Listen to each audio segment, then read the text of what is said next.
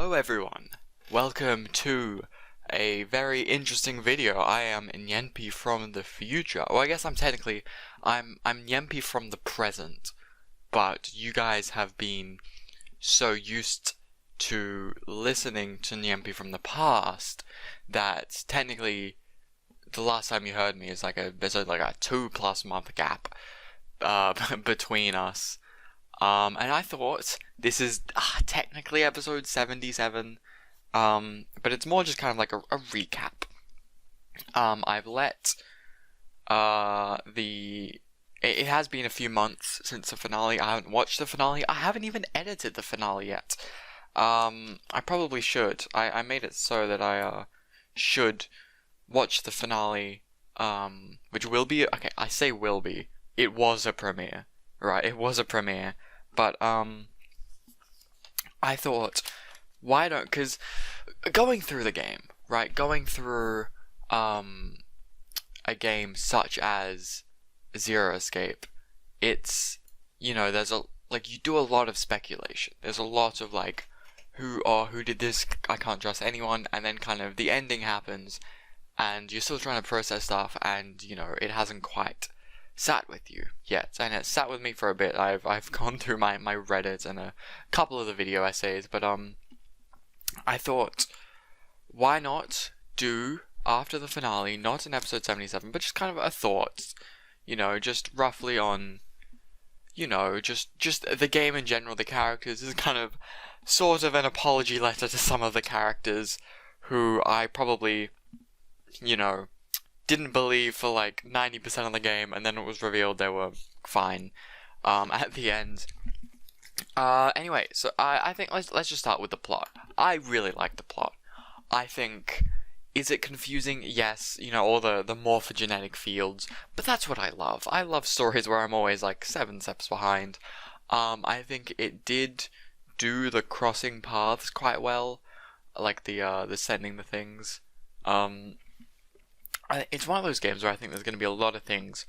I'm still going to be finding little hints and stuff years from now. There's going to be a lot of stuff sprinkled in there. There's definitely a lot of care being taken with these games. Well, with this game, I know either Somnium Files is kind of the closest living relative of I guess Zero Escape in general, but for me 999. It's just going to be a video of waffling, I realize, but who cares? Is that not what I've just been doing for the past 76 episodes? But I think, with the, it was a good, I'm glad I played, Somnium Files before this, because I think it did open me up to, the branching but connecting pathways. And I think, spoilers for Somnium Files, but the Annihilation ending, whereas if only there was another, timeline or whatever where everything went right. That's kind of the taste, for your morphogenetic cross timelines.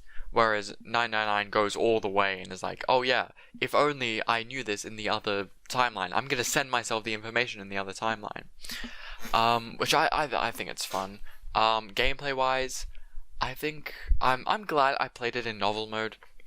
I think I played it in adventure because I'd already gone through the opening scene 3 times already. And so it was just get to that. I don't actually know when I switched. I think it must have been for one cutscene. I switched it to novel mode, or for the dead body. For the 9th man, I nearly said spoilers. The 9th man dies. A, that's not a spoiler. It spoils the first hour of the game. Second, I spoiled the game by playing it. You shouldn't be watching this we just shouldn't be watching this in general.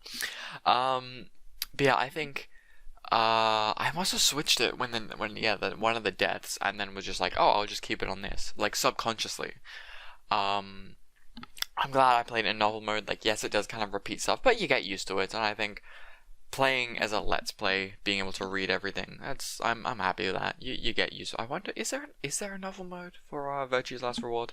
I don't know. I'm about to play Virtue's Last Reward. This is kind of just a final branching point. Now, yes, a big moment of contention, a big point of contention is that final game. I don't know why I wrote crossword. It's Sudoku. There's like you play a game of Sudoku on the DS.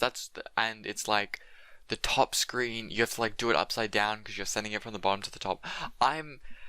See, one of those things, when you ask everyone, like, is it better to play on the DS or the port? And everyone's like, well, you kind of can't say it without spoiling it. And, you know, while listening to that, I'm like, that's so annoying. But, like, going back, I'm like, yeah, you can't really spoil it. Like, technically, the ending is better on the DS. It has more impact, it's more straightforward. They tried to do it with the novel mode and the adventure mode. It kind of works. But it's a product of its design. It could only truly... It's a game made for the DS, and I think that quirk is what sets it apart. But, that being said, the benefits of the Steam port outweigh the downside of the ending to me. Like, I'm so glad I played it, because firstly, if I played it on the DS, I wouldn't be able to do this Let's Play, and I wouldn't be able to record my thoughts and all that. But even then, like, there's no timeline on the DS, there's no flowchart, and there's no voice acting, and it's like a little bit worse. So I'm happy I did, because the flowchart did allow me to contextualize some of the choices a bit better, and be like, oh, I'm going down this path, and the voice acting did kind of kick it up into top notch, I think. Yeah, I think I would have, see, it's a thing, like, I'd love to go through and play it on the DS, just to get to the ending and just see how it is. But that's the thing, with no flowchart, I'm now just remembering you'd have to play through the entire game. Like, there is a skip button, but like you're starting from that starting room at least 5 times. Like, and not even like if I didn't click the bookmark, which I didn't do, I would be going back again a further time. Which, yeah, would not have been quite pleasant. Might have gotten a bit boring and could have just maybe not. I'm sure I would have eventually reached the ending, but you know how I am. Oh yeah, story games I like to reach the ending. If it's not a straightforward story game, I'll just keep endlessly playing it. But yeah, I think the ending, what do you call it?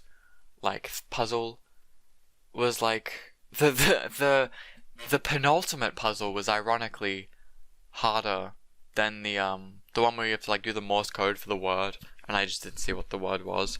That was harder than the ending. The ending I just find out, and I could just click like 1, 2, 3, 4, 5, 6, 7, 8, 9. Oh, I've done it. That's the end. That's the final puzzle. I would have loved to do a Sudoku puzzle, dude. That would have been so fun.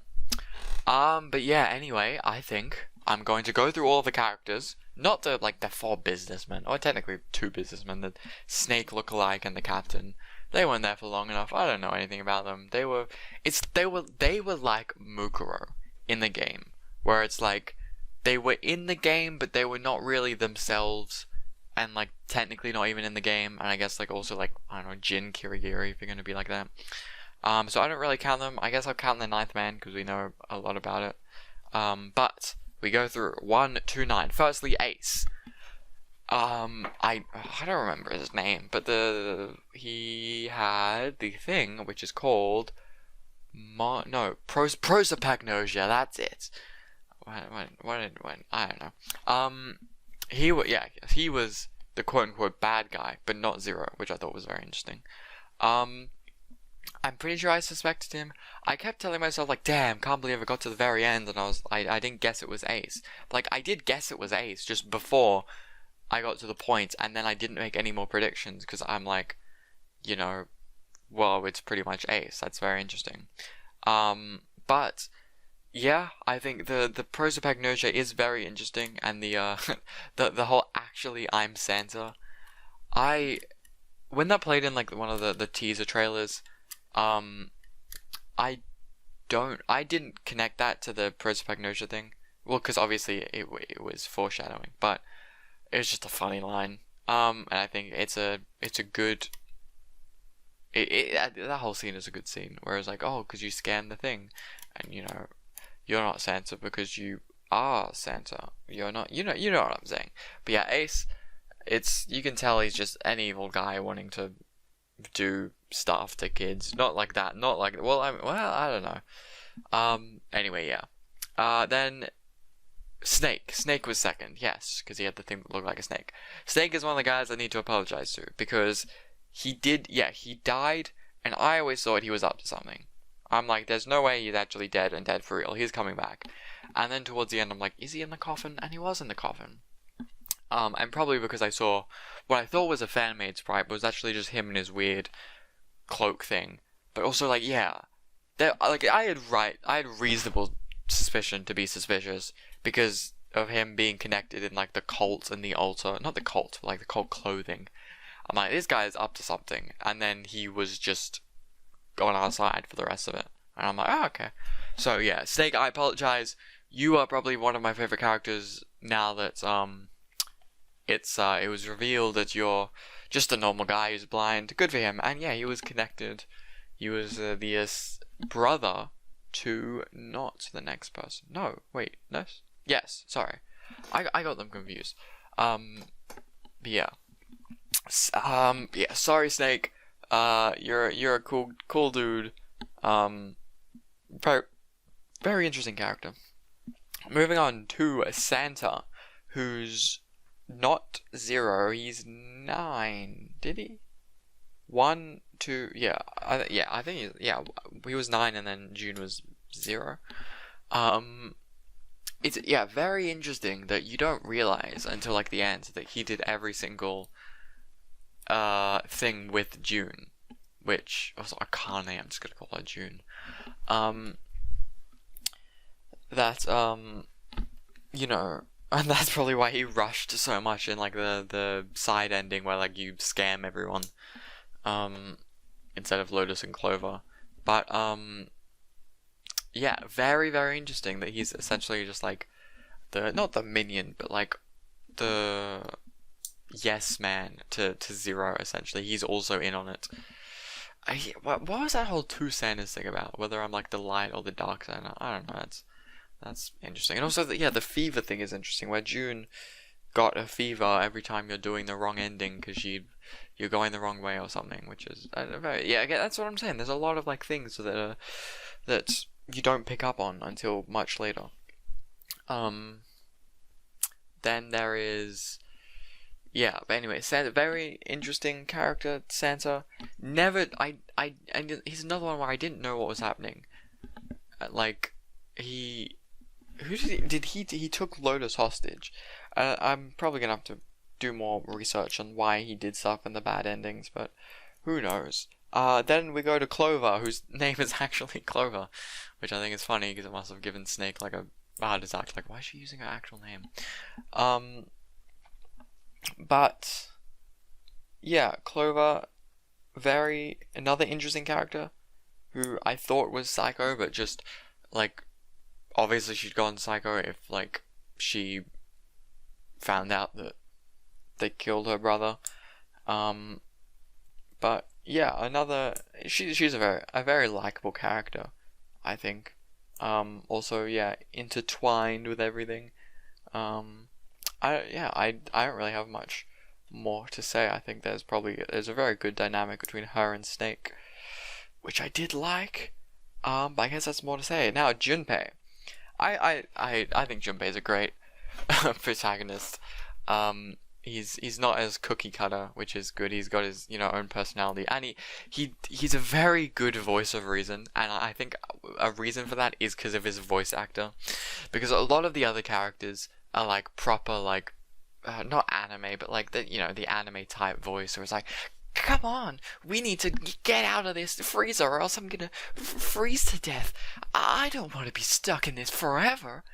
And then you cut to Junpei, who's just like, what? No, we're not going to be stuck in here forever. There's just a door that we can open. Like, he just had a normal voice. Like, he was literally the straight man to a T. And I love that for him. I think he is very, very funny. Probably, I think Date is funny because of his absurdist stuff and having Aiba as a straight man. Well, you have Aiba's a straight man to Date, but Date's a straight man to, like, everyone else. But I think Date less takes up that role as a straight man. He's the ultimate straight man. But I think Junpei is still great. He's real. That's the best way to describe him. And then we move on to someone who isn't real. Zero slash June slash Akane. A very interesting character. So interesting. She's technically, yeah, the villain, the hero, the maiden. Well, she's not doing the saving. She had, she had 9 years to set up, like, a replica of the escape room that saved her life in order to save her life. Like, it's such an interesting concept. And I think, yeah, June, having her, like, it's even explaining it, I can't remember, like, she also, like, knew she's, like, experiencing two things at once. I don't know. She's such a complex character who, I think, especially the whole the elevator get wet thing, I think, that's an example of, like, her being, like, yeah, the very, like, oh, she's a sidekick, you know, Chiaki, all that, Mary Sue, whatever you want to call it, but, like, no, she knew what was going on. She knew everything. Like, she was the one behind everything. And I think that's such an interesting take. And I think she is by far the most interesting character in the game. I think that's just without doubt. So, I want to read more about, like, not like read her. I think she's in. I know there are some recurring characters, but I don't know. I'll say that for episode 1. Then moving on, 7. 7 is another one. I didn't trust him. I think it's because of the snake murder. I was like, well, the only one who could have killed is 7, but that's not me taking into account all the other bracelets, and I just held that grudge against him, and then it turned out he was, like, the detective or whatever. But, so yeah, 7 is another one I kind of have to apologize. I thought he was a murderer. Turns out he's just a guy with memory issues. Yeah, and another good character, I think, that, I think, yeah, I think he's good. I think, it's terrible, I don't know what I'm saying, but I think, yeah, very interesting. I liked his, little marriage squabble with, Lotus. I think it was a good character dynamic. But it was good to, he was a very good character, like, he was quite involved with the story, but, like, not, like, one of the main, you know, instigators. And speaking of people not really involved with the story, Lotus, who the only connection to the original thing is that, like, her daughters, or one of her daughter, Nona, was part of the Nona regame. But that's like it. Like, other than that, she has no clue. And quite frankly, you don't even know much about Lotus. Like, she was a software developer who then quit, and then, like, stuff about her kids. Like, and quite frankly, I love that. Not just her being a software developer, but, like, not explaining every single aspect of a character. That's fine. Like, that's good, because it leaves me wanting to know more about Lotus. Leaves me wanting to be like, hey, I wonder what her deal is. But, like, yeah, she's the only one who's, like, technically out of the blue. Which is funny when, like, everyone else is, like, explaining, like, yeah, but, like, 9 years ago, when all the kids got incinerated, we were the ones who escaped. And Lotus is just like, what the hell is happening here? Like, I was tied up to an electric chair 3 minutes ago. What are we doing? But yeah, I think she's another character I like. And then the 9th man. No, Kurashiki is Akane's last name. Why did I think that? But yeah, the 9th man, to call him a character is he similarly, he's also the Mukuri Kusaba. He's the dead guy who's used to set a premise for the deaths. And yeah, it is funny that, like, he was trapped in that the compartment for 81 seconds, over a minute 21, and not once did he scream the name of the guy he works with who set him off to die. Nothing about him. You could be like, hey, the big guy in the turtleneck set me up. He's gonna kill me. He lied. He's the one who said, like, so much. But, like, he just waffled for a minute straight. He lied. Get me out of here. He shouldn't be trusted. He did it. Like, bro, even just say his name. Because even then we can trace that back, like, a few hours earlier. But yeah, It's very funny how within like an hour of showing up, it's like, hey dude, everything's turned off, don't worry, and you just send him to die. That's quite funny, but alas. Anyway, yes, we've hit 20 minutes. That was not a goal, but there's a lot more of this game I could talk about, 100%. I'm getting ready to play Virtue's Last Reward. I'm quite pumped to do so, I think. I'm curious. I want to see how this turns out.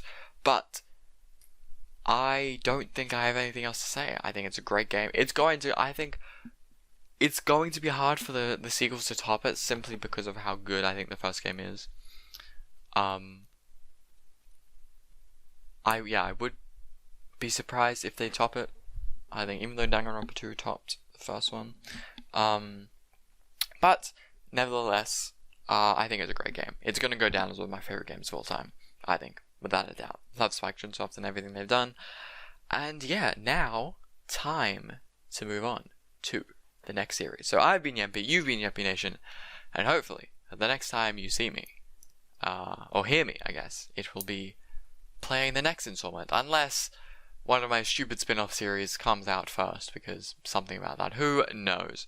But I've been Yempi, you have been Yempi Nation, and I will see you in whatever you watch next. Take it easy.